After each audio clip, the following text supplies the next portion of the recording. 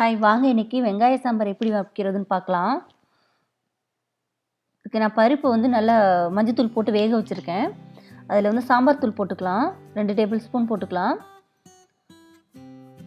இதில் கொஞ்சம் புளி ஊற்றிக்கலாம். புளி ஊற்றி நல்லா மிக்ஸ் பண்ணிடலாம்.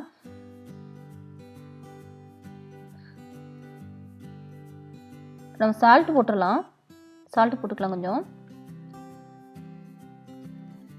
வெங்காய சாம்பார் நாங்கள் இப்படி தான் வைப்போம்.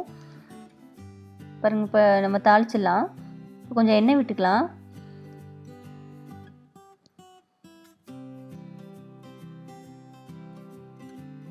கொஞ்சம் கடுகு போட்டுக்கலாம். இதில் வந்து நம்ம ஜீரகம் எதுவுமே சேர்க்க தேவையில்லை. கடுகு மட்டும்தான் போடணும். கடுகு போட்டு வெங்காயம் போட்டுக்கலாம். நீங்கள் வேணால் சின்ன வெங்காயம் கூட ஆட் பண்ணிக்கலாம்.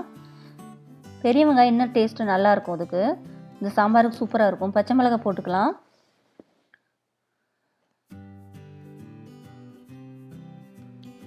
கறி லீஃப் போட்டுக்கலாம். தக்காளி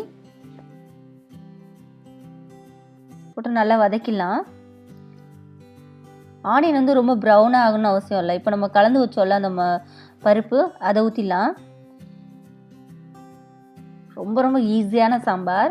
நம்மளுக்கு ஏதாவது வீட்டில் வந்து காய்கறி இல்லை அப்படின்னாலும் டக்குன்னு இந்த சாம்பாரை முடிச்சிடலாம். பருப்பு மட்டும் இருந்தால் போதும். சாம்பார் வந்து இட்லிக்கெலாம் சூப்பராக இருக்கும். இந்த சாம்பார் பாருங்கள், இப்போ ரெடி ஆயிடுச்சு. மேக்ஸிமம் 10 மினிட்ஸ் தான். அந்த பருப்பு வைக்கிற டைம் தான் நம்மளுக்கு. ரொம்ப சூப்பராக இருக்கும் இந்த சாம்பார். இட்லி தோசைக்கெல்லாம் செம்மையாக இருக்கும். ரைஸும் சூப்பராக இருக்கும். அன்றைக்கி நான் இட்லி தான் வச்சுருந்தேன்.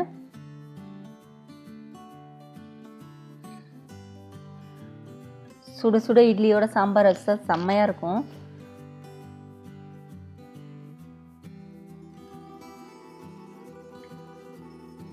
ரொம்ப ஈஸியாக வச்சிடலாம் அந்த சாம்பார்.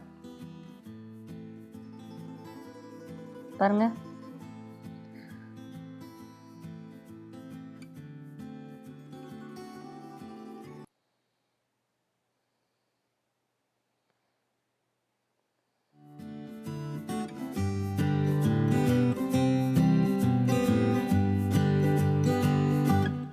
சூப்பரான சாம்பார் ரெடி ஆயிடுச்சு.